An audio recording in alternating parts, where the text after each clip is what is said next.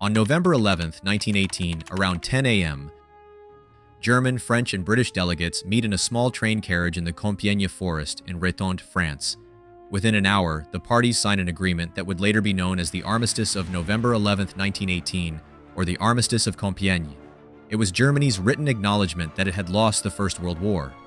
A few months later, in June 1919, the Treaty of Versailles was signed and became Germany's death warrant, so to speak. The terms of the treaty were so severe that the German people described it as a betrayal. Time would show how right the German people were. The economic and political instability in Germany between 1919 and 1923 is closely related to the terms of this treaty. In today's video, we will see how Germany collapsed after the war and how it recovered. What we will see will be a bit depressing. Sometimes we will even say, "No way." We will look at the right and wrong policies that were implemented, and we will witness how a nation that has hit rock bottom has rebounded. Now sit back and come with me. We go back 100 years to Germany in the 1920s. This is the story of how a country went bankrupt. Germany's economic collapse was closely linked to the harsh conditions of the Treaty of Versailles, as we have just mentioned, but there were other reasons for this collapse. Countries had different ways of covering the rising military costs during the First World War. France, for example, introduced an income tax to cover these costs. In contrast, the German Emperor Wilhelm II and the German Parliament, the Reichstag, decided to cover the rising costs of the war by borrowing. They thought that they could easily pay off these debts with the reparations they would receive from the defeated states after winning the war. However, things did not go as they thought. By the end of the First World War, Germany was on the side of the defeated states. And now, in addition to the debts it had incurred during the war, it was faced with a heavy reparations burden to pay to the victorious states. The government tried to finance the huge budget deficit that began to emerge in 1919 by printing money nonstop. However, this led to a rapid depreciation of the Deutschmark. By the end of 1919, one US dollar was equivalent to 48 German marks. In the first quarter of 1921, $1 was worth 80 marks. In early 1922, it was worth 320 marks. And by the end of the same year, one US dollar was worth 6,400 marks. Inflation had now turned into hyperinflation. The German government realized that even the fastest money printing machines could not meet its needs. By October 1922, Germany had no money in its treasury to pay the war reparations. The government offered to pay the war reparations installments in exchange for minerals, but this offer was rejected by the victorious powers. In retaliation, France and Belgium invaded Germany's industrial Ruhr region. Their aim was to seize industrial goods in return for reparation payments. In the face of all these developments, German Chancellor Wilhelm Kuno called for passive resistance against this occupation in order not to demotivate the people. During this period, striking workers were financially supported by the government. However, the consequences of the occupation would be devastating for the Weimar government. They decided to print more money to pay the workers in the region. Printing more money meant further devaluing the already devalued German mark. By November 19, 1923, one American dollar was worth exactly 4.2 trillion German marks.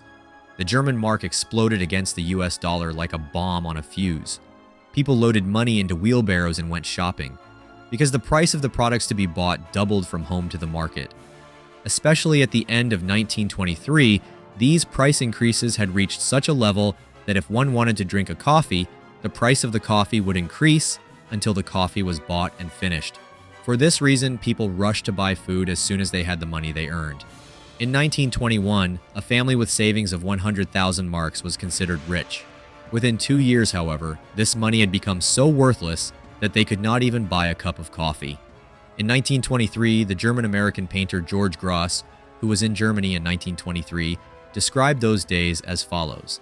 It was a luxury to linger in the shop window, because shopping had to be done immediately. Even an extra minute meant a price increase. For example, a rabbit could cost 2 million marks more a few minutes after it entered the store, so it had to be bought quickly. Millions of marks really meant nothing. People had to start carrying their money in wheelbarrows and backpacks. I also used a backpack. An anonymous German who witnessed those years questioned other things. People with small savings were destroyed, but the big factories, banks, and multimillionaires seemed unaffected. They continued to keep their profits. These big conglomerates were somehow protected from loss, but the mass of the people were completely scattered. And we asked ourselves, how can this be?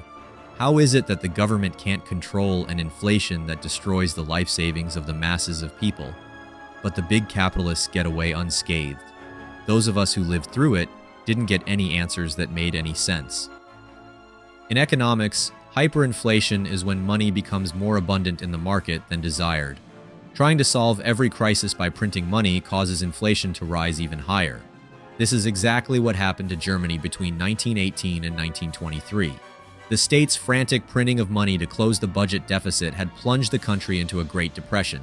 Thousands of images from the past give us an idea of the extent of hyperinflation in Germany at the time. Children building towers out of banknotes, people burning money when they were cold, garbage men sweeping money from the streets, banknotes used to cover walls, and many more. Looking back, each of these photographs looks like something out of a movie set, but they are all real. So what did people do to avoid the devastating effects of hyperinflation? Predictably, almost all Germans with savings bought foreign currency to preserve the value of their currency. But these investments led to further depreciation of the German mark. As in any crisis, there were winners and losers in the 1923 crisis. Debtor businessmen, land and mortgage holders who had made their deals in Deutschmarks were able to pay off their debts easily as a result of the devaluation of the currency, but it was not the same for creditors. The majority of salaried employees did not experience any major problems until 1923, because as inflation increased, so did salaries. But by the end of 1923, this situation changed. Salaries could no longer keep up with inflation. Unlike salaried workers, students, pensioners, or fixed-wage citizens receiving social assistance were worse off.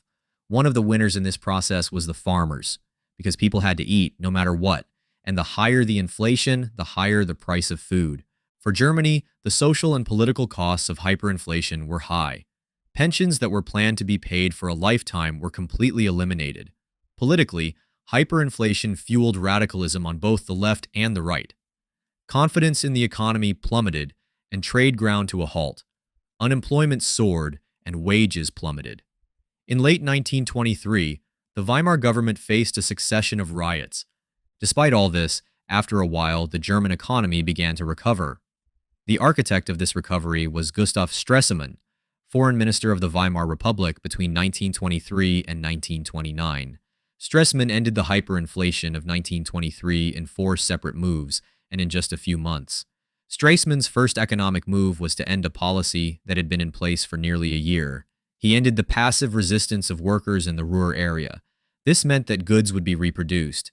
In this way, the government would not have to print money to support the workers. He reached an agreement with France and Belgium, guaranteeing that Germany would start paying war reparations as soon as possible. This ended the occupation of the Ruhr region. A new currency, the Rentenmark, was printed. Investors and the public supported this new currency. The Rentenmark was indexed to gold, and since it was not printed in large numbers, it was able to maintain its value against foreign currencies. Stresemann's last move was to cut government spending. In the process, around 700,000 public employees were laid off. Thus, the budget deficit in the government coffers could be closed, albeit relatively. The period between 1924 and 1929 was referred to as the golden years of the Weimar Republic. But was this really the case? Was Germany as economically strong as it used to be? There's no definitive answer to these questions. This is because the economic recovery did not occur equally in all areas. In 1928, for example, industrial production levels were higher than before the First World War. In contrast, agricultural production had not reached pre-war levels. Between 1925 and 1929, exports increased by 40%, but Germany spent much more on imports than on exports. Wages were getting better and better, but unemployment rates were still very high. As such, some groups who took advantage of Germany's situation began to gain political power. The National Socialist Workers' Party, to which Adolf Hitler belonged, had around 2,000 members in 1920. By the end of 1923, this number had exceeded 20,000. The economic situation in Germany paved the way for Hitler's rise to power.